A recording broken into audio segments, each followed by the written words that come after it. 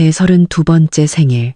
남편과 시댁 식구들은 제게 아주 특별한 선물을 주었습니다. 바로 남편의 아이를 임신한 상간녀였죠. 그리고 뻔뻔하게도 그 여자를 가족으로 받아들이라고 했습니다. 오늘 들려드릴 이야기는 남편이 상간녀와 살겠다며 시댁 식구 8명 모두가 동의했을 때 소란 한 번 피우지 않고 전 재산을 들고 스위스로 떠나버린 한 여자의 이야기입니다. 통장 잔고 영원을 확인한 그들의 세상이 무너지던 순간 진짜 복수는 시작되었습니다. 가희야, 오늘 내 생일인데 우리 식구들이 다 모였어. 너랑 상의할 중요한 일이 있거든. 시어머니 박영자 여사의 목소리가 거실에서 들려왔을 때 저는 주방에서 케이크를 자르고 있었습니다. 32번째 생생일. 남편 손민준과 단둘이 조촐하게 보내려 했는데 시댁 식구 8명이 전부 들이닥친 겁니다. 손을 닦고 과일 접시를 들고 나간 순간 제 얼굴에서 미소는 그대로 굳어버렸습니다. 제 남편 손민준의 옆자리에 낯선 여자가 앉아 있었습니다. 26 살쯤 되어 보이는 여자. 몸에 딱 붙는 원피스 아래로 배가 살짝 불러 있었고 민준의 팔짱을 다정하게 끼고 있었죠. 그런데 시아버지 손대호, 시어머니 박영자, 두 시누이 손미나와 손민서, 그리고 시동생 손민호와 그의 아내 이수진까지 모두 너무나 태연한 얼굴로 소파에 앉아 있는 겁니다. 마치 이 모든 게 당연하다는 듯이요. 과일 접시를 탁자 위에 내려놓는데 손끝이 미세하게 떨렸습니다. 정가희, 민준이 입을 열었습니다. 그 목소리에는 제가 한 번도 들어본 적 없는 당당함이 실려 있었죠. 인사해. 내 여자친구 주아라야. 임신했어. 아들이래. 저는 그 자리에 못 박힌 듯 서 있었습니다. 온몸의 피가 차갑게 식는 것 같았고 귓가에선 수만 마리의 벌이 날아다니는 듯 윙윙거렸습니다. 시어머니 박영자 여사가 헛기침을 하며 말했습니다. 가희야, 너도 알다시피 너랑 우리 민준이 결혼한 지 5년인데 애가 없잖니. 우리 손씨 가문의 대가 끊길 수는 없지. 아라가 몸도 튼튼하고 첫째부터 떡하니 아들을 가졌으니 이건 하늘의 뜻이야. 저는 저와 대학 시절 만나 8년을 사랑한 남자 손민준을 뚫어지게 쳐다봤습니다. 그는 제 시선을 피하며 주아라의 어깨를 감싸 안고는 보란듯이 턱을 치켜들었습니다. 그래서 오늘 다 같이 오신 이유가 제 목소리가 놀랍도록 차분하게 흘러나왔습니다. 시누이 손미나가 비웃으며 말했습니다. 형님, 아직도 모르시겠어요?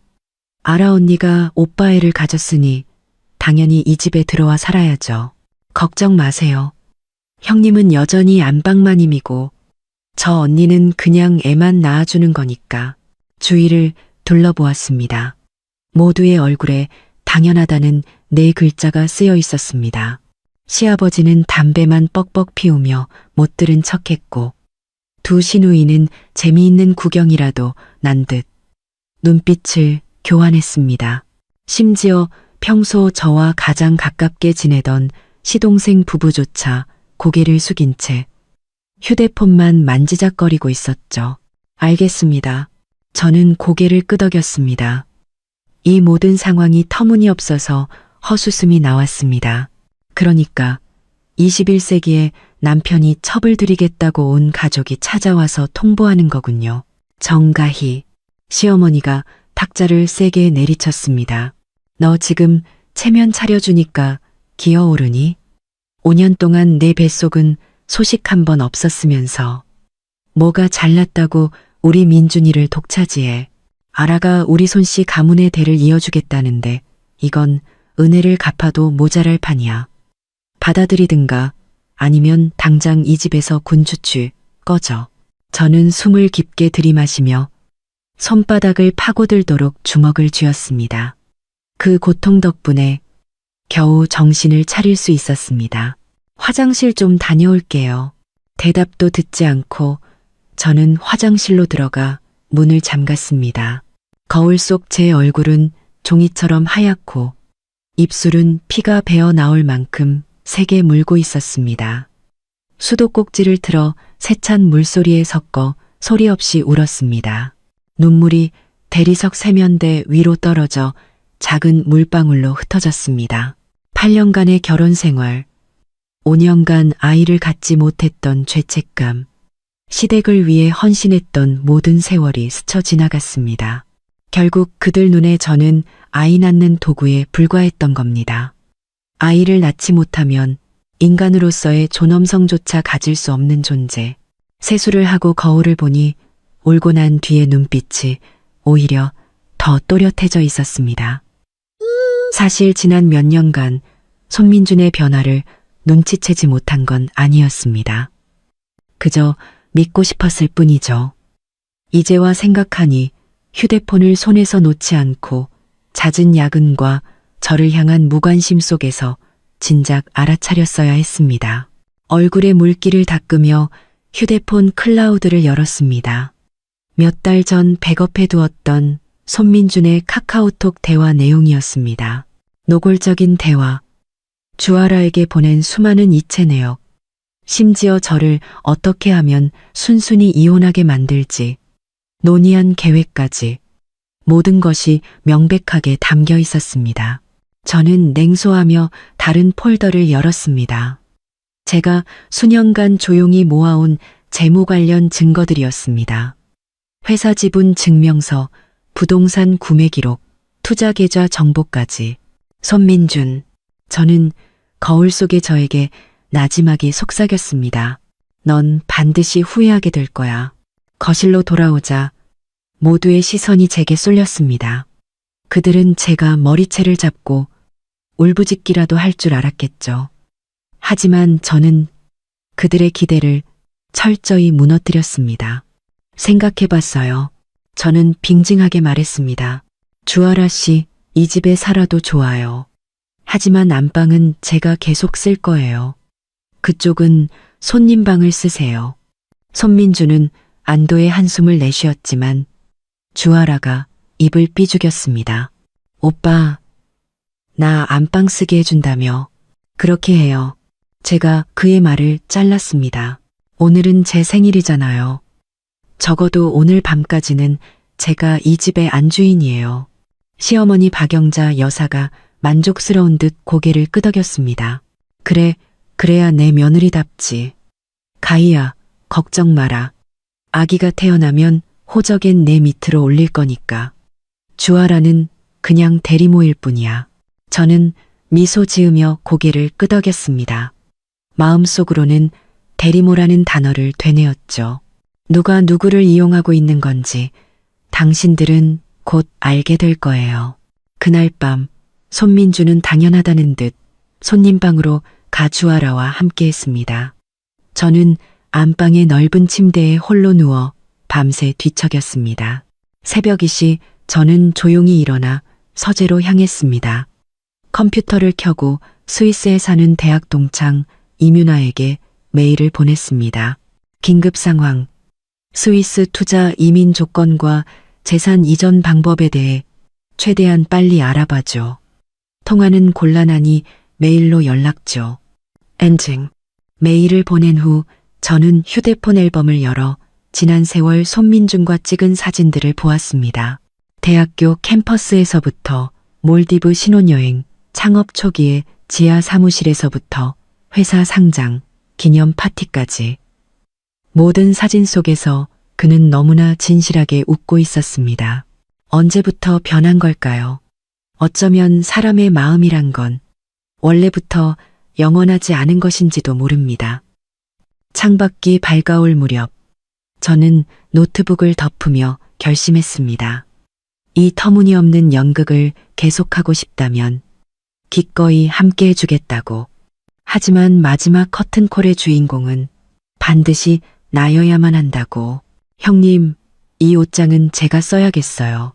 형님, 촌스러운 옷들은 제가 지하 창고에 잘 정리해뒀어요. 주아라의 목소리가 안방에서 들려왔습니다. 복도 모퉁이에 서서 보니 저보다 7살이나 어린 그 여자가 제 드레스룸을 제 집인 양 휘젓고 다니고 있었습니다. 그녀는 제가 지난달에 산 샤넬 투피스를 입고 시어머니가 제게 선물했던 까르띠에 시계를 손목에 차고 있었습니다. 제 결혼 3주년 선물이었죠. 마음대로 해요. 저는 커피잔을 든 채 제 자신도 놀랄 만큼 평온한 목소리로 말했습니다. 제 반응이 마음에 들지 않았는지 주아라는 입을 삐죽이며 일부러 목소리를 높였습니다. 오빠, 봐. 우리 형님 진짜 좋지. 내가 이사와서 사는 거 하나도 신경 안 쓰잖아.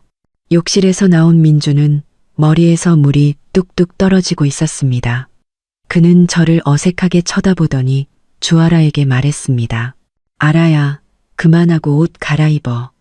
병원 산부인과 검진 가야지. 아잉, 나는 형님도 같이 갔으면 좋겠단 말이야. 어차피 나중에 아기 태어나면 형님한테 큰엄마라고 부를 거잖아. 그치? 주아라는 민준의 팔짱을 끼고 도발적으로 저를 쳐다봤습니다. 손톱이 손바닥을 파고들었지만 제 얼굴엔 여전히 우아한 미소가 걸려 있었습니다. 오늘은 회사에 일이 있어서요. 두 분이 다녀오세요. 아, 맞다. 저는 가방에서 VIP 카드를 꺼내 민준에게 건넸습니다. 이거 쓰세요. 제1병원 VIP 카드라 기다릴 필요 없을 거예요. 민준은 제가 이렇게까지 대범하게 나올 줄은 몰랐는지 잠시 멍하니 서 있었습니다. 주아라가 그 카드를 낚아채며 콧방귀를 뀌었습니다. 어머, 역시 형님이 생각이 깊으시네. 뭐, 이제 이런 건 신경 안 쓰셔도 돼요. 제가 우리 오빠랑 아기 잘 챙길 거니까요. 나란히 사라지는 두 사람의 뒷모습을 보며 제 얼굴에서 미소가 서서히 사라졌습니다. 저는 서재로 돌아가 문을 잠그고 곧바로 컴퓨터를 켜 화상 통화를 연결했습니다. 화면 너머에는 취리히에 사는 대학 동창 이민아가 있었습니다. 가희야, 정말 마음 정한 거야. 이렇게까지 해야겠어? 유나가 걱정스럽게 물었습니다. 진심이야. 저는 준비한 파일들을 화면에 띄웠습니다. 자료는 다 준비됐어. 스위스 투자 이민 최소 조건이 100만 스위스 프랑 맞지? 응, 맞아. 근데 민준이 몰래 그만한 자금을 옮길 수 있겠어? 너희 회사 공동 경영이잖아. 저는 냉소하며 암호화된 파일을 열었습니다. 이것 좀 봐. 지난 5년간 내 개인 명의로 투자한 내역들이야. 그리고 회사에서 내가 받아야 할 배당금. 민준이는 정확한 액수도 몰라. 거기다 결혼할 때 아버지가 주신 혼수품들, 그 골동품이랑 보석들을 현금화하면 이 금액은 훌쩍 넘어. 유나는 휘파람을 불었습니다. 너 예전부터 준비했구나. 준비가 아니라 직업병이지. 저는 가볍게 키보드를 두드렸습니다. 재무팀 출신은 항상 비상구를 만들어두는 법이거든. 이렇게 빨리 쓰게 될 줄은 몰랐지만 통화를 끊고 저는 어젯밤 몰래 찍어둔 영상을 확인했습니다. 주아라가 시어머니 방에서 몰래 보석들을 착용해보는 모습이었습니다. 이 탐욕스러운 여자는 자신의 모든 행동이 기록되고 있다는 사실을 꿈에도 모르고 있었죠. 점심시간 저는 절친 양미선을 회사 근처 레스토랑에서 만났습니다. 미선이는 고등학교 동창으로 지금은 서울지방경찰청 강력계 형사로 일하고 있습니다. 세상에, 손민준 미쳤구나. 미선이는 제 이야기를 듣더니 커피잔을 엎을 뻔했습니다. 그 주아라는 대체 정체가 뭐야? 듣기론 자기 회사 신입 안내데스크 직원이라던데. 석 달 전에 내가 출장 갔을 때 눈이 맞았대. 제가 라떼를 저으며 말했습니다. 미선이가 갑자기 목소리를 낮췄습니다. 잠깐만. 주아라?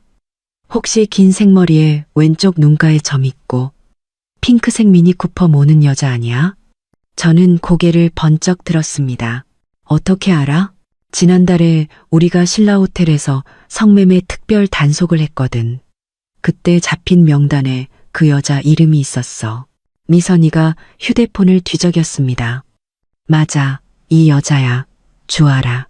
가명은 린다였고 돈 많은 남자들만 전문적으로 노리는 꽃뱀이야.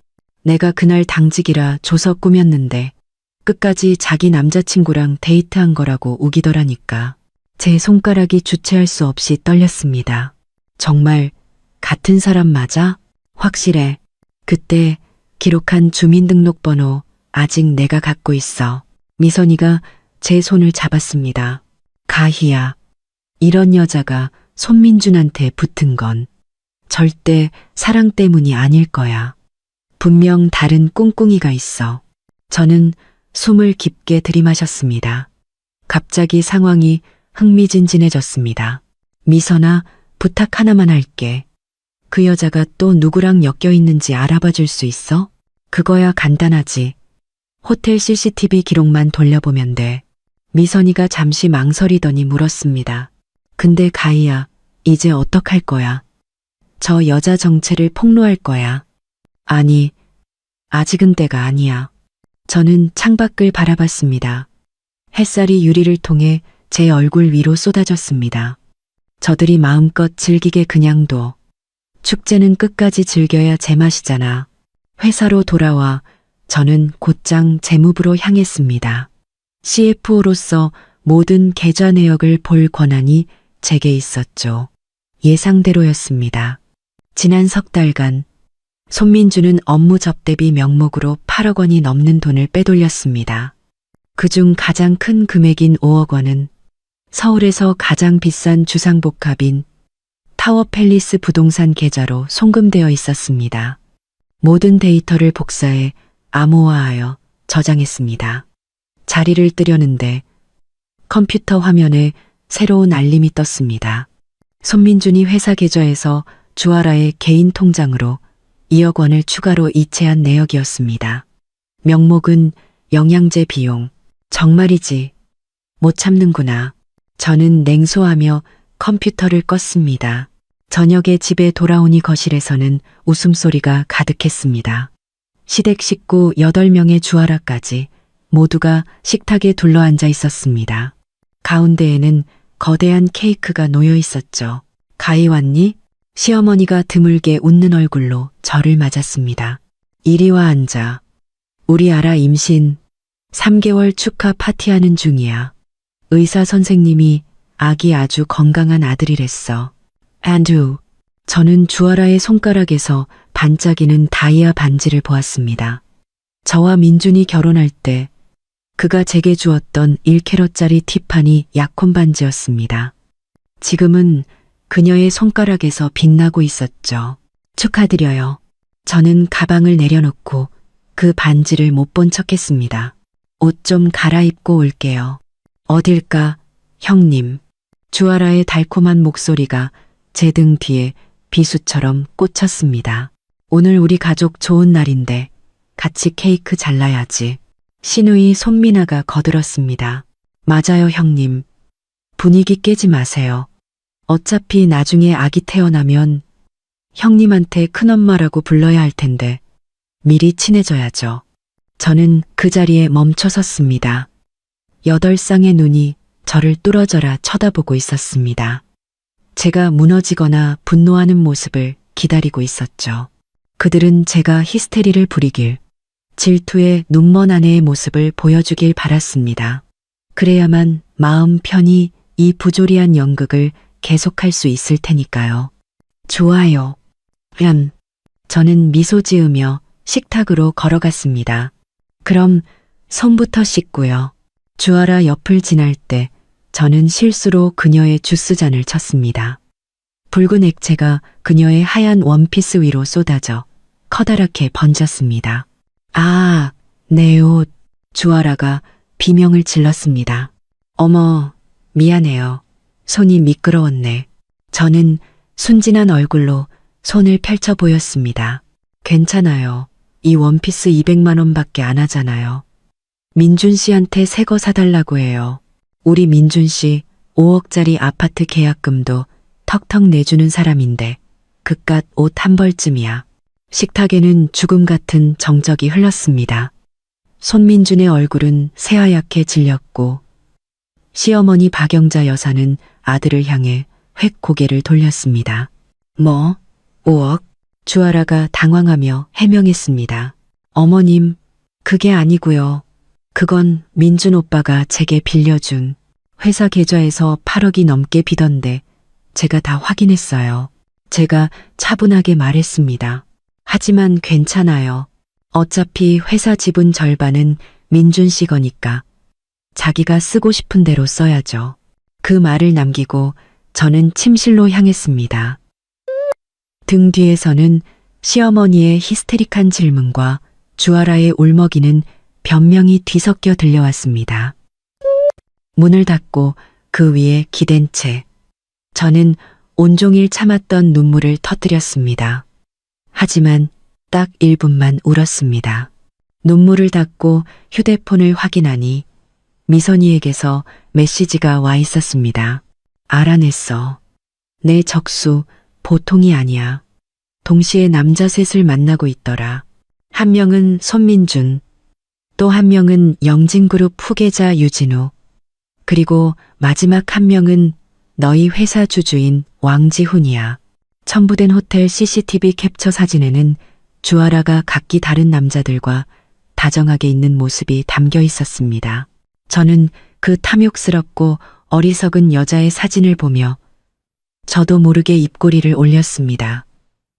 그녀는 자신이 지금 죽음의 길을 걷고 있다는 사실을 전혀 모르고 있었습니다. 그리고 제가 할 일은 그녀가 스스로 제 목에 올가미를 걸 때까지 조용히 기다리는 것뿐이었습니다. 깊은 밤, 스위스의 유나에게서 메일이 도착했습니다. 모든 준비 완료. 언제든 시작할 수 있어. 그리고 널 위해 제네바 최고의 프라이빗 뱅커를 섭외해놨어. 아주 믿을 만한 사람이야. 저는 답장했습니다. 다음 주 회사 해외 연수 명목으로 그쪽으로 갈게. 그 전에 부탁 하나만 하자. 스위스법에서 이혼 후 재산 추적 관련 조항이 어떻게 되는지 알아봐줘. 노트북을 덮고 창밖을 내다보았습니다. 도시의 불빛은 여전히 찬란했고 제 마음속에는 그보다 더 밝은 등불 하나가 켜졌습니다. 그것은 바로 자유라는 이름의 빛이었습니다. 정 이사님, 탑승권입니다.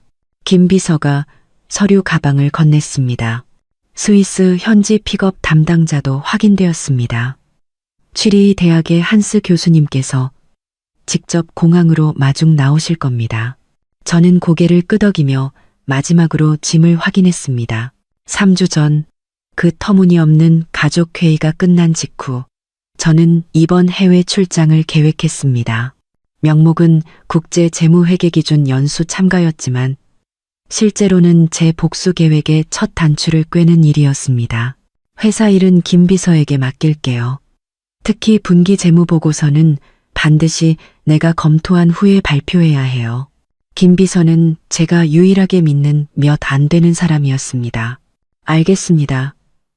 이사님, 김 비서가 잠시 망설이더니 말했습니다. 손 대표님께서 어제 또 특별 지출 계좌에서 2억 원을 승인하셨습니다. 업무 접대비 명목으로요.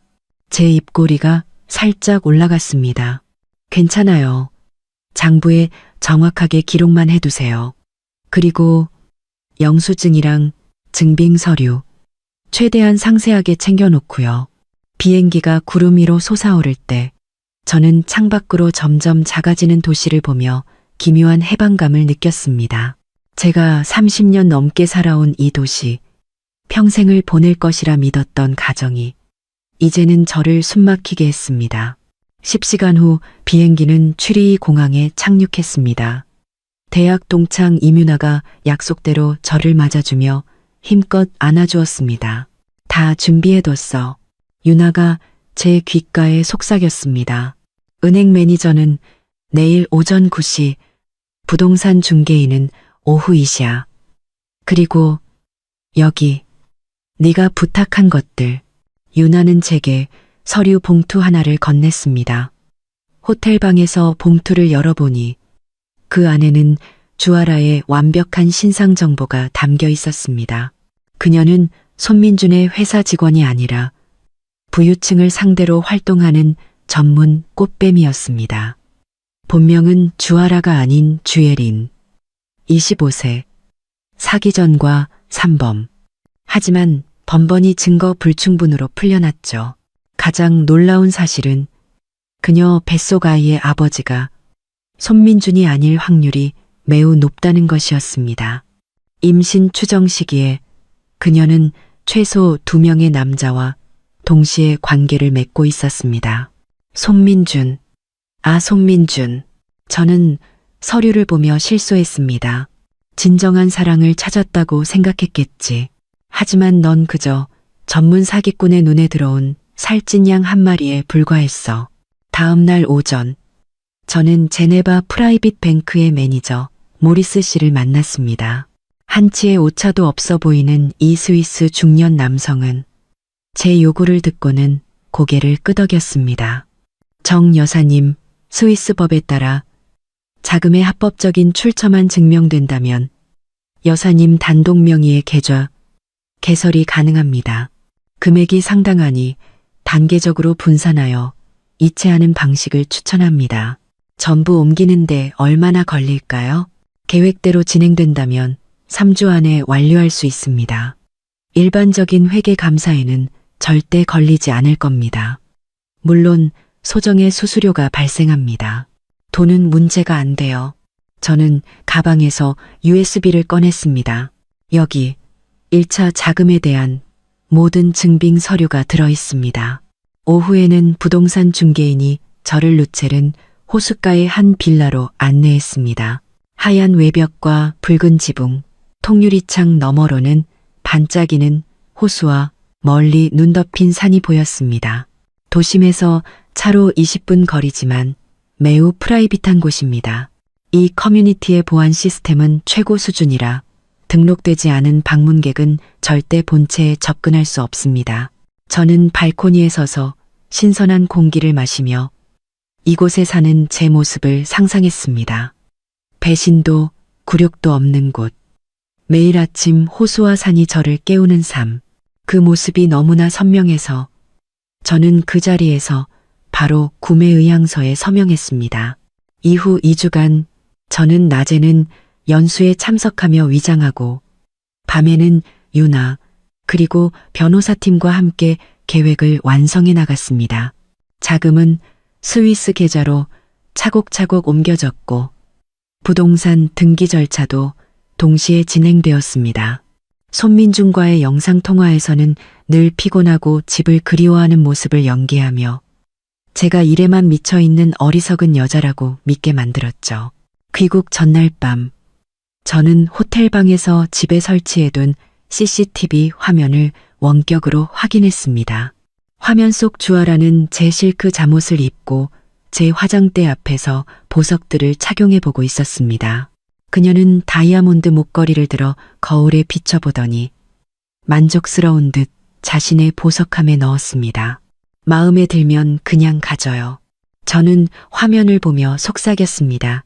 어차피 전부 보험 처리되어 있고 절도죄는 형량이 꽤 무거울 테니까. 더 가관인 것은 다음 장면이었습니다. 손민준이 방으로 들어오자 주아라가 애교를 부렸습니다. 오빠, 형님 보석들 너무 예쁘다. 내가 이거 하고 병원 갔더니 다들 예쁘다고 난리였어. 마음에 들면 그냥 가져. 어차피 제 보석 많아서 몇 개 없어져도 모를 거야. 손민준이 대수롭지 않게 말했습니다. 저는 영상을 끄고 아버지께 전화를 걸었습니다. 아버지, 저 내일 귀국해요. 드릴 말씀이 있어요. 아버지 정우성 회장님은 정우그룹의 총수입니다. 아버지는 당초 제가 손민준과 결혼하는 것을 반대하셨습니다. 저놈은 야망이 너무 커. 아버지는 제게 경고했었죠. 야망이 큰 놈은 마음이 가장 차가운 법이다. 이제와 생각하니 사람을 보는 아버지의 눈은 무서울 정도로 정확했습니다. 귀국 다음 날, 저는 연수 결과 보고를 핑계로 아버지의 회사로 향했습니다. 정우그룹 빌딩 꼭대기에 위치한 아버지의 집무실에서는 도시 전체가 한눈에 내려다 보였습니다. 그래, 어떻게 할 참이냐. 아버지는 단도직입적으로 물으며 제게 차를 건네셨습니다. 저는 스위스에서 진행한 일들과 주아라의 신상 정보를 차례로 보고했습니다. 아버지는 모든 것을 듣고 한동안 침묵하셨습니다. 송가네가 요즘 큰 프로젝트를 하나 추진 중이다. 우리 쪽 자금 보증이 필요하다더군. 아버지가 불쑥 말씀하셨습니다. 저는 고개를 번쩍 들었습니다. 무슨 프로젝트요? 강동 신도시 개발건이다. 총 투자금이 8천억이야. 우리를 끌어들여서 30% 지분을 주겠다고 약속하더군. 아버지가 냉소했습니다. 어제 손대호가 직접 찾아와서 얘기하는데 자세가 아주 공손하더라. 손대호, 제 시아버지. 늘 거만하기 짝이 없던 그가 아버지께 공손하게 부탁을 하다니요. 아버지, 그건 정상이 아니에요. 자금줄에 문제가 생긴 게지. 아주 큰 문제. 아버지는 서랍에서 서류 한 뭉치를 꺼내셨습니다. 선우그룹의 지난 반기 부채율이 85%까지 치솟았다. 은행 세 곳이 이미 대출을 중단했어. 이 프로젝트를 따내지 못하면 유동성 위기로 파산할 수도 있다. 저는 서류를 빠르게 훑어보며 대담한 계획을 세웠습니다. 아버지, 보증 계약서에 사인하지 마세요. 그뿐만 아니라 우리가 가진 선우그룹 지분을 조용히 전부 매각해야 해요. 아버지의 눈에 칭찬의 빛이 스쳤습니다. 이미 시작했다. 그런데 가희야, 아버지가 저를 진지하게 바라보셨습니다. 정말 이 길을 갈 거냐? 한번 시작하면 돌아올 수 없는 길이다. 제 생일날부터 돌아올 길은 없었어요. 저는 차분하게 대답했습니다. 집으로 가는 길에 김 비서에게서 전화가 걸려왔습니다. 이사님, 큰일 났습니다. 손 대표님께서 오늘 갑자기 회사 모든 은행 계좌 내역, 특히 이사님 권한 아래 있는 투자 계좌들을 전부 확인하겠다고 하십니다. 심장이 철렁 내려앉았습니다. 그 계좌들에서는 이미 200억 원에 가까운 자금이 스위스로 옮겨진 상태였습니다. 왜 갑자기요? 듣기론 그 주아라라는 여자가 부추겼다고 합니다. 이사님께서 회사 장부에 손을 댔을지도 모른다고요. 저는 냉소했습니다. 언제든 환영이라고 전하세요.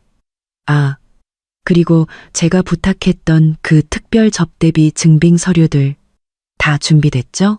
네, 아주 상세하게 준비해뒀습니다. 김 비서의 목소리에 망설임이 섞여 있었습니다. 이사님, 그런데 일부 지출 내역은 정말 차마 눈 뜨고 보기 힘든 수준입니다. 완벽해요. 저는 전화를 끊고 곧바로 다른 번호로 전화를 걸었습니다. 미선아, 부탁 하나만 더 할게. 주아라가 예전에 잡혔을 때 작성했던 조서랑 증거 자료 사본으로 구할 수 있을까? 집에 돌아오자 저를 맞이한 것은 엉망진창이 된 풍경이었습니다.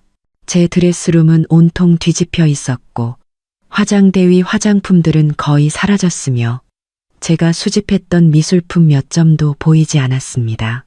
어머, 형님 오셨어요? 주아라가 주방에서 걸어 나오며 말했습니다. 그녀는 제 한정판 디올 원피스를 입고 손목에는 할머니의 유품인 비치 팔찌를 차고 있었습니다. 오빠랑 제가 집안 분위기를 좀 바꿔봤어요. 괜찮죠? 저는 그녀를 갈기갈기 찢어버리고 싶은 충동을 억누르며 미소 지었습니다. 물론이죠. 아, 맞다. 저는 여행 가방에서 예쁜 상자를 꺼냈습니다. 스위스에서 선물 사왔어요. 주아라는 신이 나서 상자를 열었습니다. 그 안에는 까르띠에 목걸이가 들어있었죠. 사실 제가 귀국하기 직전에 급하게 산 정교하게 만들어진 가품이었습니다. 와, 진짜 예쁘다. 주아라는 곧바로 목걸이를 걸고 거울 앞에서 빙글빙글 돌았습니다. 형님, 정말 고마워요. 마음에 든다니 다행이네요. 저는 목걸이를 한 그녀의 모습을 휴대폰으로 찍었습니다. 진품은 1억이 넘는 거니까 잘 간수해야 해요. 그날 밤 손민주는 뜻밖에도 제게 먼저 말을 걸어왔습니다. 회사 투자 계좌들 수익률이 꽤 좋던데?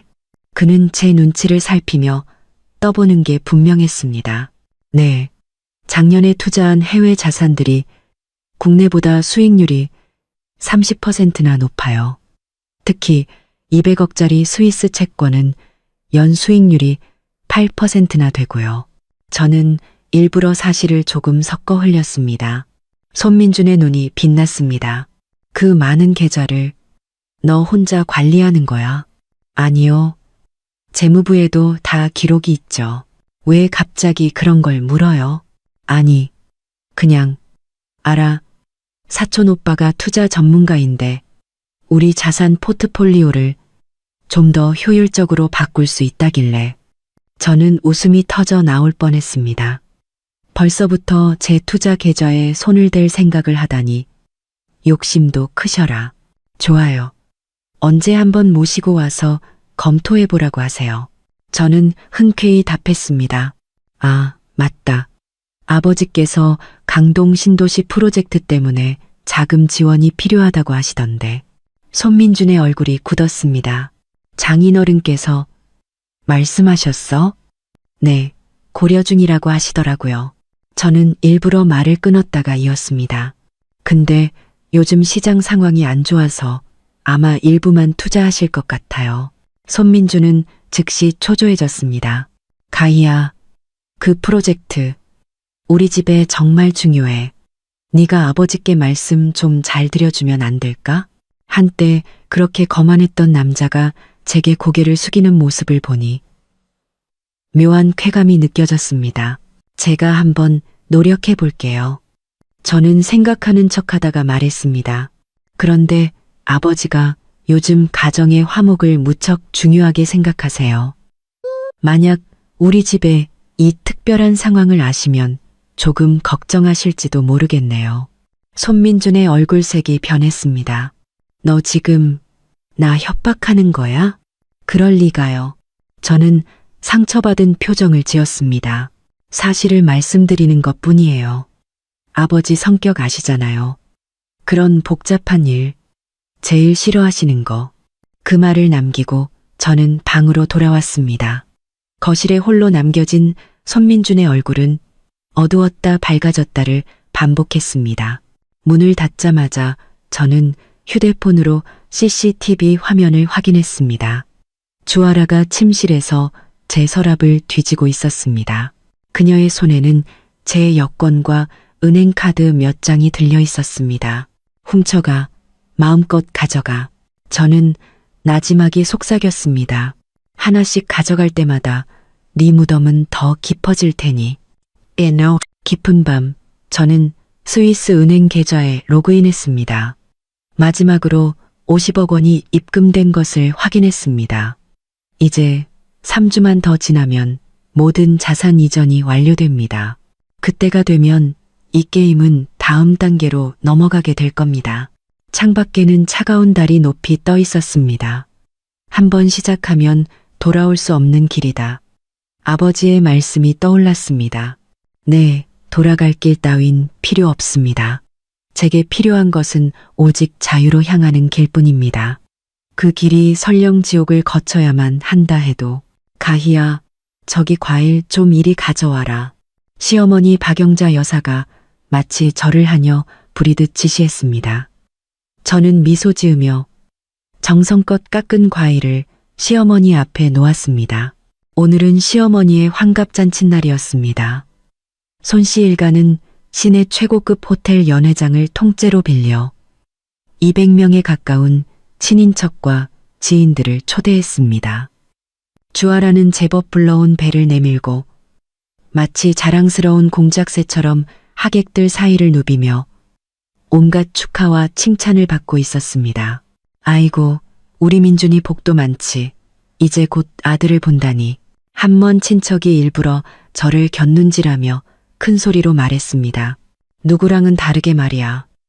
결혼한 지 몇 년이 지나도 알 하나 못 낳는 사람도 있는데 연회장은 순간 조용해졌습니다. 샴페인 잔을 쥔 제 손이 하얗게 질렸지만 얼굴에는 여전히 우아한 미소를 유지했습니다. 손민주는 어색하게 헛기침을 했고 주아라는 보란 듯이 그의 팔짱을 끼며 저를 쳐다봤습니다. 어머님, 만수무강하세요. 저는 잔을 들어 시어머니께 건배를 제의하며 일부러 목소리를 높였습니다. 걱정 마세요. 저랑 민준 씨, 어머님께 효도해서 꼭 손주 안겨드릴게요. 시어머니는 드물게 환한 미소를 지었고 주위 하객들도 제게 대범하고 속이 깊다며 칭찬을 쏟아냈습니다. 구석에서 복잡한 눈빛으로 저를 바라보는 시동생 손민호만 빼고요. 연회가 중반쯤 이르렀을 때 저는 기회를 봐서 회사 부사장인 유진석 이사 옆에 앉았습니다. 그는 손씨 집안의 먼 친척이자 회사 재무팀의 터줏대감이었습니다. 이사님, 요즘 회사 자금 사정이 좀 어렵죠? 저는 목소리를 낮춰 물었습니다. 프로젝트 대금 지급이 여러 건 지연된 걸로 아는데요. 유 이사는 경계하며 저를 쳐다봤습니다. 정 이사님, 갑자기 왜 그런 걸 물으십니까? 그냥 걱정이 돼서요. 저는 그에게 차를 따라주며 말했습니다. 저도 회사 주주잖아요. 요즘 강동 신도시 프로젝트 때문에 자금 압박이 심하다는 소문이 돌아서요. 유 이사는 잠시 망설이다가 한숨을 쉬었습니다. 솔직히 말씀드리면 손 대표님께서 요즘 회사 돈을 많이 가져다 쓰셨습니다. 정확한 액수는 모르지만 재무팀 박 과장 말로는 지난달에만 30억 원 가까이 된다고 합니다. 주아라 씨 아파트 때문이겠군요. 아, 제가 태연하게 물었습니다. 유 이사는 충격받은 얼굴로 저를 쳐다봤습니다. 알고 계셨습니까? 타워 팰리스 8동 펜트하우스. 계약금만 50억이죠. 회사 계좌에서 30억이 나갔고 나머지 20억은 손민준 씨 개인 계좌에서 나갔더군요. 저는 와인잔을 가볍게 흔들며 말했습니다. 계약서에는 주아라 씨가 서명했지만 아직 등기는 못 냈어요. 다른 곳에 대출이 많아서 신용에 문제가 있거든요. 유 이사의 얼굴색이 변했습니다. 정 이사님, 어떻게 그렇게 자세히? 직업병이죠. 저는 와인을 한 모금 마셨습니다. 이사님, 만약 누군가 이 장부들을 조사하겠다고 한다면 이사님은 어느 편에 서실 건가요? 그가 대답하기도 전에 연회장 중앙에서 갑자기 소란이 일었습니다. 주아라가 손민준의 손을 잡고 사람들 앞에서 외치고 있었습니다. 여러분, 저랑 우리 오빠 아기 이름도 다 지었어요. 아들이면 손유찬, 딸이면 손유나라고요. 하객들은 환호했고 시어머니는 입이 귀에 걸렸습니다. 좋다, 좋아. 이름 참 잘 지었다. 저는 조용히 휴대폰 녹음 기능을 켜고 손민준에게 다가갔습니다. 민준 씨, 아기 이름 정말 좋네요. 그런데 제가 듣기로 타워 팰리스는 학군이 별로라던데 청담동 쪽으로 알아보는 건 어때요? 좀 더 비싸긴 해도 아이 미래를 위해서라면. 필요 없어. 손민준이 단호하게 말했습니다. 타워 팰리스도 200평이라 충분히 넓어. 그리고 그는 주아라를 자랑스럽게 껴안으며 말했습니다. 내 전 재산은 전부 우리 아들 건데 좋은 학교 못 보낼까봐 걱정이야. 정말요? 전 재산을 다 아들한테요? 제가 놀란 척 물었습니다. 그럼 회사 지분도요? 당연하지. 손민준은 술에 취했는지 목소리가 점점 커졌습니다. 나 손민준이 평생 고생한 게 다 우리 아들 때문 아니겠어? 여기 계신 분들 모두 증인이 되어 주십시오. 제 아들이 태어나면 제 명의의 모든 재산을 아들 앞으로 넘기겠습니다. 하객들은 다시 한번 환호했고 주아라는 승리의 미소를 지으며 저를 도발적으로 쳐다봤습니다. 저는 미소 지으며 고개를 끄덕였고 주머니 속에서 휴대폰이 계속 녹음 중임을 확인했습니다. 연회가 끝나고 저는 회사에 일이 있다는 핑계로 곧장 사무실로 향했습니다. 텅 빈 사무실에서 컴퓨터를 켜고 지난 석 달간의 모든 재무 기록을 확인했습니다. 유 이사 말이 맞았습니다. 손민주는 막대한 자금을 횡령했고 그 수법은 매우 조잡하여 어떠한 위장도 되어 있지 않았습니다. 모든 증거를 암호화된 USB에 복사한 후 저는 대담한 결정을 내렸습니다. 시스템에 제 접속 기록을 남기기로 한 것입니다. 손민준이 장부를 확인한다면 누군가 이 자금 흐름을 추적했다는 사실을 분명히 알 수 있을 만큼 명백하지만 동시에 실수로 남겨진 것처럼 보이는 흔적을요. 모든 일을 마치니 새벽이 시었습니다. 기지개를 켜고 컴퓨터를 끄려는데 스위스의 유나에게서 메일이 도착했다는 알림이 떴습니다. 가희야, 마지막 자금까지 내 계좌로 무사히 이체 완료했어. 부동산 등기 절차도 모두 끝났고 열쇠와 서류는 네가 말한 대로 은행 개인금고에 보관했어. 그리고 네가 물어봤던 이혼 후 재산 추적 문제, 스위스 법은 한국과 완전히 달라. 일단 메일을 다 읽기도 전에 사무실 문이 벌컥 열렸습니다. 술 냄새를 풍기며 얼굴이 벌개진 손민준이 서 있었습니다. 역시 여기 있었군. 너 회사 장부 뒤졌지? 저는 태연하게 노트북을 덮었습니다. 정기 감사일 뿐이에요. CFO로서 제 업무잖아요. 웃기지 마. 손민준이 책상을 세게 내리쳤습니다. 아라말이 맞았어. 넌 역시 날 조사하고 있었어. 조사요? 저는 냉소했습니다.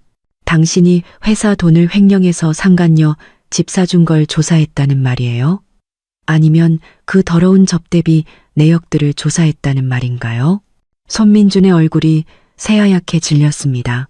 너, 어떻게? 내가 아는 건 당신 상상 이상이에요. 저는 자리에서 일어나 그와 눈을 맞췄습니다. 예를 들면 주아라가 동시에 만나던 3명의 남자들, 그녀의 사기, 전과들, 그리고 저는 일부러 말을 끊었습니다. 그녀 뱃속 아이의 진짜 아버지가 누군지 같은 것들 말이죠. 손민준의 주먹이 벽을 세게 쳤습니다. 헛소리하지 마. 그런가요? 저는 휴대폰을 꺼내 미선이가 보내준 사진을 보여주었습니다. 이건 주아라와 영진그룹 유진우 이사가 호텔에 들어가는 CCTV 화면이에요. 시점은 그녀가 당신에게 임신했다고 말하기 일주일 전이죠. 그리고 이건 화면을 넘겼습니다. 우리 회사 주주인 왕지훈과 호텔에서 미래하는 영상이에요. 이때는 이미 임신 2개월 차였네요. 라우, 손민준의 눈이 커지고 호흡이 거칠어졌습니다. 이건 불가능해. DNA 검사는 간단해요. 아이가 태어나면 바로 알 수 있겠죠. 하지만 그때까지 기다릴 필요는 없을 것 같네요. 무슨 소리야? 이혼해요. 저는 차분하게 말했습니다. 이 지긋지긋한 연극, 이제 끝내고 싶어요. 손민주는 잠시 멍하니 있다가 이내 비열한 미소를 지었습니다. 이혼? 좋아. 하지만 너, 나한테서 단 1원도 가져갈 생각. 마, 회사는 내 거고, 집도 내 거고, 모든 게 다 내 거야. 법은 그렇게 말하지 않을 텐데요. 혼인 기간 중 형성된 공동재산은 제가 절반을 가질 권리가 있어요. 저는 일부러 그를 자극했습니다. 꿈깨. 손민주는 완전히 이성을 잃었습니다. 정가희, 잘 들어. 넌 이 집에서 빈손으로 쫓겨나게 될 거야. 장부? 내가 내일 당장 재무팀 시켜서 새로운 장부를 만들면 그만이야. 네가 공금을 횡령했다는 장부로 법원이 누구 말을 믿을지 한번 보자고. 저는 겁에 질린 척 연기했습니다. 당신 그럴 순 없어. 아니, 할 수 있고 할 거야. 손민주는 의기양양하게 말했습니다. 좋은 말 할 때 순순히 이혼 서류에 도장 찍어. 안 그러면 험한 꼴 보게 될 줄 알아.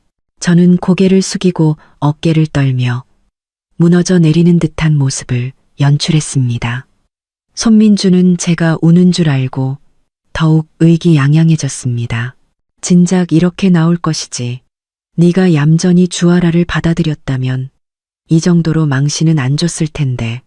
그금이 그가 문을 박차고 나간 후 저는 고개를 들었습니다. 얼굴에는 눈물 한 방울 없었죠. 오히려 입가에는 차가운 미소가 걸려 있었습니다. 방금 전의 대화는 제 주머니 속다른 휴대폰에 고스란히 녹음되었습니다. 컴퓨터를 켜 유나에게 짧은 메일을 보냈습니다. 마지막 단계 서둘러줘. 플랜 B 준비. 그리고 아버지께 암호화된 메시지를 보냈습니다. 자금 회수 시작하세요. 모든 일을 마치고 저는 의자에 기대 앉아 긴 숨을 내쉬었습니다. 손민준의 분노, 협박, 심지어 장부를 조작해 저를 함정에 빠뜨리려는 계획까지 모든 것이 제 예상대로였습니다. 가장 멋진 건 그가 직접 빈손으로 쫓아내겠다고 말한 것입니다. 이것은 법정에서 가장 강력한 증거가 될 겁니다. 오늘 연회에서 모든 재산을 아들에게 주겠다고 공언한 녹음 파일과 제 손에 있는 횡령 증거들까지 더해서요. 창밖의 도시 야경을 내려다보았습니다. 멀리서 반짝이는 네온 사인이 마치 저를 위한 축포처럼 보였습니다. 복수라는 요리는 역시 차갑게 식혀 먹어야 제맛입니다. 내일부터 저는 계획의 다음 단계를 실행할 겁니다. 남편과 상간녀에게 내몰려 정신이 무너져버린 비련의 아내. 이보다 더 완벽한 위장은 없겠죠. 과연 누가 그런 미친 여자가 이토록 완벽한 복수를 계획하고 있다고 상상이나 할 수 있을까요? 저는 책상이 사진 액자에서 손민준과 함께 찍은 결혼 사진을 꺼내 반으로 찢었습니다. 그의 얼굴이 담긴 부분을 조용히 분쇄기 안으로 밀어 넣었습니다. 게임은 시작됐어, 여보. 저는 텅 빈 사무실을 향해 속삭였습니다. 내가 당신을 위해 준비한 결말이 마음에 들었으면 좋겠네. 이른 아침 햇살이 응급실 블라인드 틈으로 스며들었습니다. 저는 이동 침대에 누워 멍하니 천장만 바라보고 있었습니다. 어젯밤 제가 연기한 정신붕괴는 완벽했습니다. 집안의 모든 것을 부수고 히스테릭하게 소리 지르다 결국 입에 거품을 물고 쓰러졌죠. 환자 혈압 정상, 산소 포화도 98%, 외상은 없습니다. 의사가 간호사에게 말했습니다. 하지만 동공 반응이 느린 것으로 보아 극심한 정신적 충격으로 인한 해리성 장애가 의심됩니다. 저는 눈도 깜빡이지 않고 멍한 표정을 유지했습니다. 구석에 서 있던 손민준의 얼굴에는 짜증이 가득했고 신우이 손민아는 가식적인 걱정을 늘어놓았습니다. 의사 선생님, 우리 형님 너무 충격을 받으셨나 봐요. 다 오빠 때문이야.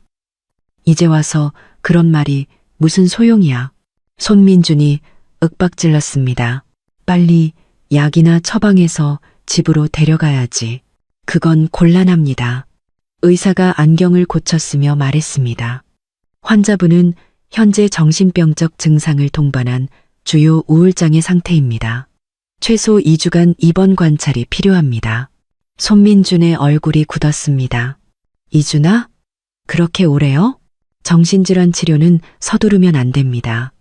보호자께서 협조하지 않으시면 법원에 강제 입원을 신청할 수도 있습니다. 저는 속으로 웃음이 터져 나올 뻔했습니다. 저 의사는 제 대학 동창의 사촌 오빠로 어젯밤 제가 비밀리에 연락해 이 모든 진단 시나리오를 짜놓은 상태였습니다. 정신병원. 이곳에서 미친 여자가 무언가를 계획하고 있다고 의심할 사람은 아무도 없을 겁니다.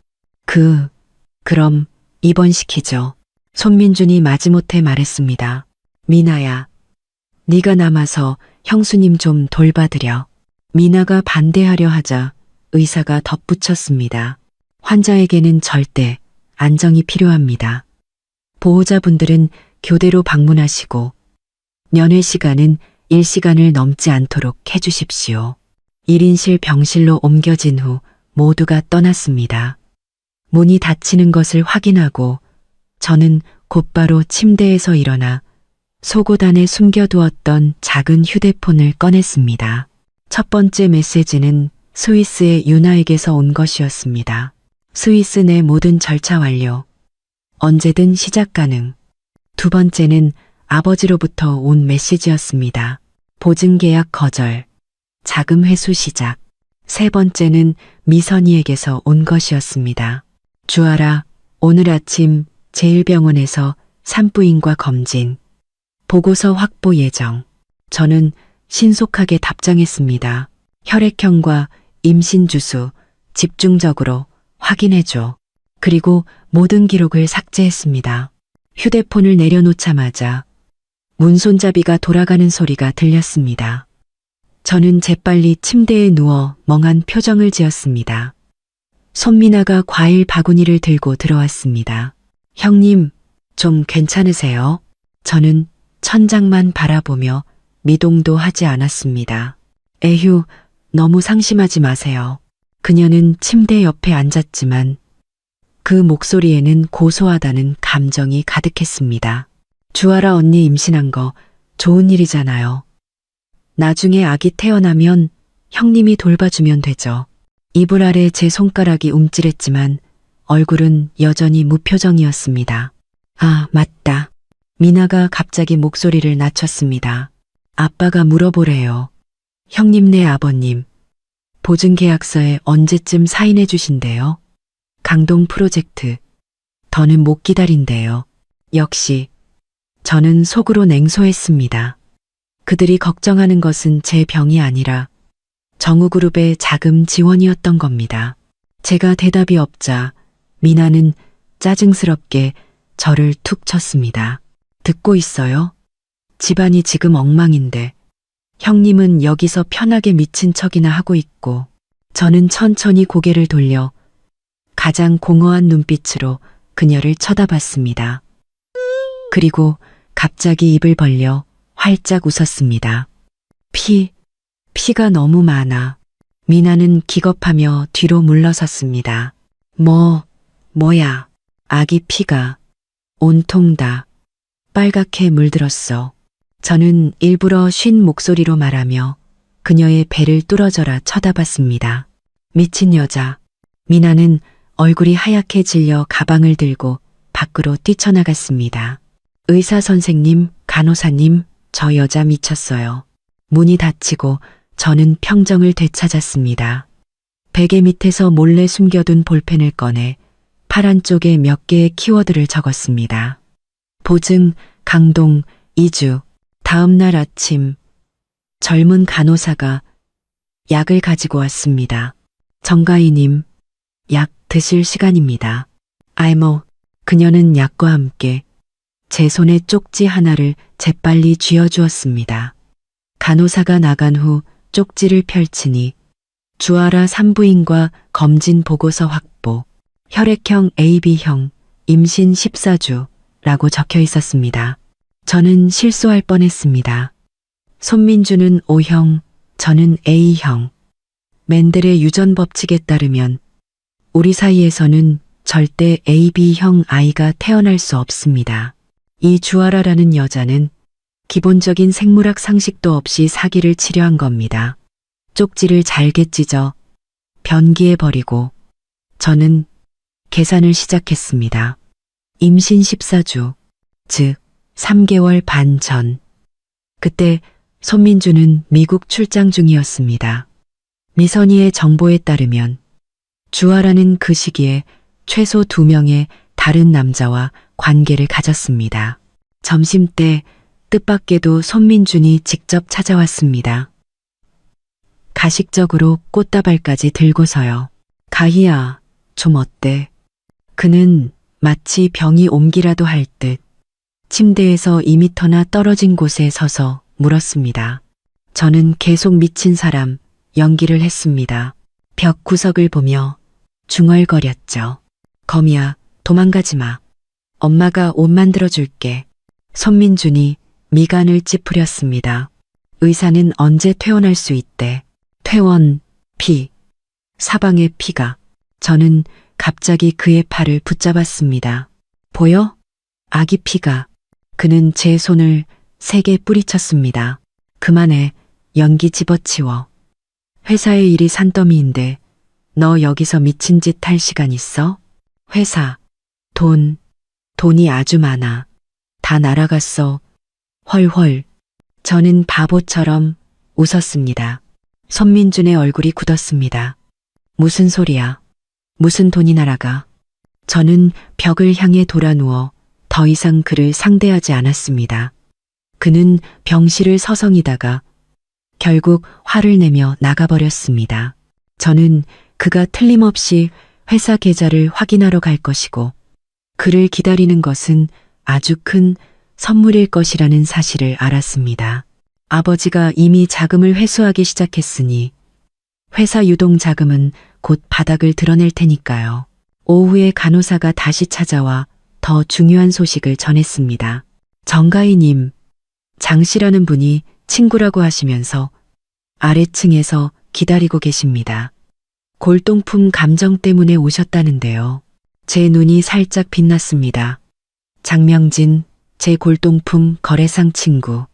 계획대로 움직인 모양입니다. 10분 후 장명진은 의사 가운을 입고 병실로 들어왔습니다. 심리치료사로 위장한 것이었죠. 간호사가 문 밖에서 망을 보는 사이 명진은 목소리를 낮춰 말했습니다. 물건들 다 빼냈어. 네가 말한 송나라 도자기랑 할머님 보석함까지 전부 스위스 쪽에서 수령 확인했어. 들키진 않았고 내가 폐가구 처리하는 척하고 지하 창고에서 가져왔어. 네 시누이는 나한테 서비스 좋다고 칭찬까지 하더라. 저는 웃음을 참을 수 없었습니다. 손씨 일가는 그 낡은 물건들의 진짜 가치를 전혀 모르고 있었습니다. 그 송나라 찻잔 세트는 국보급 유물로 한 점에 수억 원을 호가하는 물건이었습니다. 그리고 이거, wow. 명진이 서류 가방에서 작은 상자를 꺼냈습니다. 네가 특별히 부탁한 거. 상자를 열자 그 안에는 할머니께서 임종 직전에 제게 몰래 주신 갑오, 고풍스러운 옥놀이개가 들어있었습니다. 수십억의 가치를 지닌 물건이었죠. 저는 그것을 침실벽 안비밀 공간에 숨겨두어 손민준조차 그 존재를 몰랐습니다. 고마워. 그리고 이 서류 미선이에게 전해줘. 저는 암호와 계좌번호가 적힌 쪽지를 그에게 건넸습니다. 장명진이 떠나자마자 시누이 손미나가 다시 찾아왔습니다. 이번에는 충격적인 소식을 들고서요. 형님, 주아라 언니 유산했대요. 저는 고개를 번쩍 들었습니다. 이번에는 연기가 아니었습니다. 정말로 충격받았죠. 방금 전에 갑자기 하혈을 해서 의사 말이 아기를 지키지 못했대요. 미나의 얼굴에는 기묘한 흥분이 서려 있었습니다. 저는 즉시 상황을 파악했지만 겉으로는 멍한 표정을 지었습니다. 내가 봤어. 피를. 맞아. 형님이 예언했어. 미나가 흥분해서 말했습니다. 엄마가 이건 하늘의 뜻이래. 주아라 그 여자 복이 없는 거라고. 그때 손민준이 병실로 뛰어들어왔습니다. 눈이 시뻘겋게 충혈되어 있었죠. 정가희, 네 짓이지. 저는 겁먹은 척 벽 구석으로 움츠러들었습니다. 오빠, 무슨 소리야? 형님은 계속 병원에 있었잖아. 미나가 그를 막아섰습니다. 그럼 왜 아라가 갑자기 유산을 해? 의사 선생님 말이 뭘 잘못 먹은 것 같대. 그리고 혈액형 검사에도 문제가 있었고. 손민주는 그 자리에 굳었습니다. 무슨 소리야? 오빠가 직접 봐. 미나는 가방에서 주아라의 검사 결과지 사본을 꺼냈습니다. 손민주는 서류를 훑어보더니 얼굴이 점점 흉측하게 변해갔습니다. 이건 불가능해. 엄마가 사람 시켜서 알아봤어. 주아라 그 시기에 다른 남자들도 만나고 다녔대. 그애 오빠애가 아닐 수도 있다는 거야. 어웨이. 손민주는 마치 벼락이라도 맞은 듯 그 자리에 못 박혀 있었습니다. 저는 이불 속에서 터져나오는 웃음을 참느라 혼났습니다. 이 연극, 제가 상상했던 것보다 훨씬 더 흥미진진했습니다. 그때 손민준의 휴대폰이 울렸습니다. 그는 기계적으로 전화를 받았고 그의 얼굴은 충격에서 공포로 바뀌었습니다. 뭐? 유 이사가 감사를? 언제부터? 아버지도 아셔? 알았어. 지금 바로 갈게. 그는 전화를 끊고 저를 쏘아보며 말했습니다. 미친 척해서 빠져나갈 생각 마. 회사 일 아직 안 끝났어. 그는 병실을 뛰쳐나갔고 미나도 그 뒤를 따랐습니다. 병실이 조용해지자 저는 베개 밑에서 휴대폰을 꺼내 아버지께 메시지를 보냈습니다. 금을 거두세요. 그리고 답장했습니다. 병원에서는 3일 더 있겠습니다. 휴대폰을 내려놓고 창가에 섰습니다. 서쪽 하늘이 핏빛으로 물들고 있었습니다. 마치 이 성대한 복수극의 막이 내리는 것을 축하하는 것처럼. 하지만 최고의 장면은 아직 시작되지도 않았습니다. 사흘 후 의사는 제가 퇴원해도 좋다고 선언했습니다. 손민주는 저를 데리러 오지 않았고 대신 시동생 손민호가 왔습니다.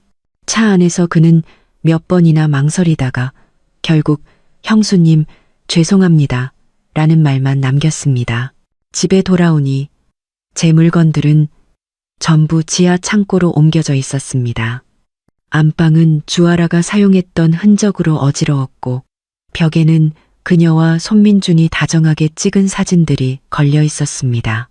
저는 그 사진들을 조용히 떼어내 가위로 잘게 잘라버렸습니다. 밤늦게 손민준이 술에 취해 돌아왔습니다. 저를 보고는 잠시 흠칫 놀랐죠. 너 어떻게 퇴원했어? 의사 선생님이 다 나았대요. 제가 차분하게 말했습니다. 그는 저를 몇 초간 쳐다보더니 갑자기 무릎을 꿇고 제 다리를 붙잡았습니다. 가희야, 내가 잘못했어. 그 주아라라는 쌍년한테 내가 속았어. 그 애 내 애도 아니었고 회사도 망하게 생겼어. 제발 나 좀 도와줘. 저는 마치 길 잃은 개를 쓰다듬듯 그의 머리를 부드럽게 쓰다듬었습니다. 걱정 마요. 다 잘 될 거예요. 이 말은 진심이었습니다. 네, 모든 것이 제 계획대로 잘 되어가고 있었으니까요. 저에게만. 깊은 밤 저는 스위스 은행 계좌에 마지막 자금이 입금된 것을 확인했습니다. 내일 저는 정식으로 이혼을 요구할 겁니다. 그리고 한때 세상을 다 가진 듯 거만했던 손민주는 자신이 아무것도 가진 게 없다는 사실을 깨닫게 될 겁니다. 스위스 은행의 확인 메일은 새벽 3시에 도착했습니다. 저는 휴대폰 화면 속 짧은 문장을 몇 번이고 다시 읽었습니다. 정가희 여사님 명의의 모든 자산 이전이 완료되었습니다. 총액은 1억 2천만 스위스 프랑입니다. 창밖으로 새벽 여명이 밝아오고 있었습니다. 저는 긴 숨을 내쉬었습니다. 지난 2년간의 치밀한 계획이 드디어 결실을 보는 순간이었습니다. 아침에 일어나 저는 일부러 수수한 베이지색 정장을 골라 입고 초췌하고 순종적으로 보이도록 옅은 화장을 했습니다. 거울 속에 저는 삶에 지친 비련의 여주인공 그 자체였습니다. 가희야, 일찍 일어났네. 손민준이 손님방에서 나왔습니다. 그의 눈 밑에는 짙은 다크서클이 내려와 있었습니다. 네, 드릴 말씀이 있어서요. 아버님, 어머님 좀 모셔다 주실 수 있어요? 저희 미래에 대한 이야기예요. 저는 눈에 눈물이 고이도록 연기하며 말했습니다. 1시간 후 손씨 일가 8명이 다시 거실에 모였습니다. 반년 전 그 끔찍했던 날과 똑같은 구성원이었지만 주아라의 모습은 보이지 않았고 손민준의 얼굴에는 피로와 불안감이 가득했습니다. 가희야, 무슨 일인데 이렇게 급하게 불렀니? 시어머니가 짜증 섞인 목소리로 물었습니다. 보석을 도둑 맞은 후 그녀는 10년은 더 늙어 보였습니다. 저는 거실 중앙에 서서 마치 선고를 기다리는 죄수처럼 말했습니다. 아버님, 어머님, 그리고 여러분. 저 민준 씨와 이혼하겠습니다. 거실은 물을 끼얹은 듯 조용해졌습니다. 손민준이 고개를 번쩍 들었습니다. 뭐라고? 생각해봤어요. 이 결혼은 이미 의미가 없어요. 서로 좋게 헤어지는 게 맞다고 생각해요. 제가 순종적인 목소리로 말했습니다. 시아버지 손대호가 눈을 가늘게 뜨고 물었습니다. 어떻게 헤어지고 싶은데? 간단해요. 저는 빈손으로 나가겠습니다.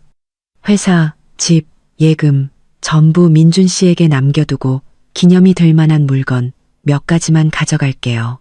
손민준의 표정은 충격에서 의심으로 그리고 이내 탐욕스러운 기쁨으로 바뀌었습니다. 너 진심이야? 네, 진심이에요. 단 조건이 있어요. 오늘 당장 서류에 도장 찍고 구청에 가요. 시어머니가 즉시 경계했습니다. 뭐가 그리 급해? 무슨 꿍꿍이라도 있는 거 아니야? 어머니, 손민준이 그녀의 말을 잘랐습니다. 가희가 이렇게까지 양보하는데 뭘 더 의심하세요? 그가 저를 보며 흥분된 빛을 감추지 못하고 말했습니다. 좋아, 오늘 당장 구청으로 가자. 잠깐만요. 시동생 손민호가 갑자기 입을 열었습니다. 형수님, 정말 아무것도 안 받으시겠다고요? 이건 상식적으로 말이 안 되잖아요. 저는 씁쓸하게 웃었습니다. 민호 씨, 제가 지금 돈이 문제겠어요? 저는 지난 반년 동안 남편을, 가정을, 심지어 제정신까지 잃을 뻔했어요. 이제 그냥 다 잊고 새로 시작하고 싶을 뿐이에요. 이 연기는 완벽했습니다. 시어머니의 눈에서 경계심이 사라지는 것을 보았고 손민주는 이미 휴대폰을 꺼내 변호사에게 연락하고 있었습니다. 아, 맞다. 마지막으로 침실에 가서 제 물건 좀 챙겨도 될까요? 낡은 옷 몇 가지랑 앨범뿐이에요. 마음대로 해. 뭐 도와줄까? 손민준이 크게 소리쳤습니다. 아니요, 저 혼자 할게요. 저는 침실로 향하며 저도 모르게 입꼬리를 올렸습니다. 문을 닫자마자 저는 침대 밑에서 미리 준비해둔 여행 가방을 꺼냈습니다. 그리고는 침대 머리맡을 옮겨 벽의 비밀 공간에서 벨벳 주머니에 담긴 할머니의 옥놀이개를 꺼내 품에 안았습니다. 이 전국시대 용문의 옥놀이개는 우리 집안의 가보이자 이 빌라 전체를 살 수 있는 가치를 지닌 물건이었습니다. 10분 후 제가 가방을 끌고 거실로 나오자 손민주는 이미 이혼 합의서를 준비해 놓고 변호사와 통화 중이었습니다. 네. 이 여자가 모든 재산을 자발적으로 포기한다고요. 맞아요. 바로 서명할 겁니다. 완전 바보 같은 년이에요. 평생 우리 집에서 식모살이 하다가 빈손으로 쫓겨나는 거죠. 하하하. 저는 조용히 앉아 통화하는 그의 모습을 녹화했습니다. 이 녹음 파일은 아주 좋은 기념품이 될 겁니다. 점심때 우리는 구청에 도착했습니다. 이혼 절차는 생각보다 간단했고 1시간도 채 안 되어 붉은 결혼증명서는 초록색 이혼증명서로 바뀌었습니다. 구청 문을 나서며 손민주는 큰 짐이라도 벗은 듯 긴 한숨을 내쉬었습니다. 가희야, 그동안 고마웠다. 나중에 혹시 도움이 필요하면 언제든 연락해. 저는 미소 지으며 고개를 끄덕였습니다. 그럴게요. 아, 맞다. 저는 가방에서 봉투 하나를 꺼냈습니다. 자유를 되찾은 기념 선물이에요. 손민준이 의아해하며 봉투를 받았습니다. 이게 뭔데? 집에 가서 보세요. 저는 길가에 대기하고 있던 택시로 향했습니다. 잘 있어요, 민준 씨. 택시가 떠나는 순간 저는 뒷창문으로 손민준이 조급하게 봉투를 뜯는 모습을 보았습니다. 그 안에는 주아라가 다른 남자와 호텔에 들어가는 사진과 손민준이 친부일 확률 99.99% 배제라고 적힌 유전자 감식 예측 보고서가 들어 있었습니다. 첫 번째 선물, 마음에 들었으면 좋겠네. 저는 속삭였습니다. 다음 목적지는 은행이었습니다. 저는 손민준이 존재조차 잊고 있던 결혼 초에 만들어 두었던 공동 계좌를 해지하고 남은 3억 원을 제 개인 계좌로 옮겼습니다. 은행을 나와서는 우체국에 들러 2개의 소포를 보냈습니다. 하나는 시어머니께 보내는 것으로 주아라가 보석을 전당포에 맡긴 전표 사본과 작물 사진들이 들어 있었습니다. 다른 하나는 회사 유이사에게 보내는 것으로 손민준의 공금 횡령에 대한 완벽한 증거 자료들이었습니다. 마지막으로 변호사 사무실에 들러 모든 법적 서류에 서명했습니다. 변호사는 미소 지으며 말했습니다. 정 여사님, 이 합의서에 따르면 여사님께서는 모든 공동재산을 포기하시는 동시에 모든 공동채무에서도 자유로워지십니다. 제가 조사한 바에 따르면 현재 선우그룹의 부채는 2천억 원에 가깝습니다. 저는 만족스럽게 고개를 끄덕였습니다. 저녁 무렵 저는 이제 더는 제 집이 아닌 그 빌라로 돌아가 마지막 짐을 챙겼습니다. 그리고 공항으로 향하는 택시 안에서 저는 마지막으로 휴대폰을 켰습니다. 손 씨 일가에게서 온 수많은 부재중 전화와 문자 메시지가 쏟아졌습니다. 가장 앞권은 새벽 3시에 시어머니가 보낸 음성 메시지였습니다. 히스테릭한 목소리로 저를 저주하며 제가 손 씨 집안을 망쳤다고 뱀 같은 여자라고 악을 쓰고 있었습니다. 칭찬 고마워요. 저는 가볍게 응수하고는 휴대폰 유심칩을 빼내 반으로 부러뜨려 창밖으로 던져버렸습니다. 공항 카운터에서 여권과 항공권을 건네자 직원이 미소 지으며 물었습니다. 정가의 손님, 이번 스위스행은 여행이신가요? 아니면 출장이신가요? 집에 가는 거예요. 저는 차분하게 대답했습니다. 저는 제 집으로 돌아가는 겁니다. 비행기가 구름 위로 솟아오를 때 저는 창밖으로 제가 30년 넘게 살았던 도시가 점점 작아져 결국 구름 아래로 사라지는 것을 보았습니다. 슬픔은 없었습니다. 오직 해방감만이 존재했죠.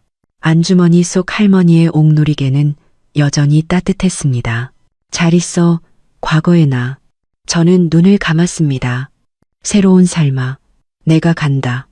그리고 지구 반대편 손씨 일가의 악몽은 이제 막 시작되고 있었습니다.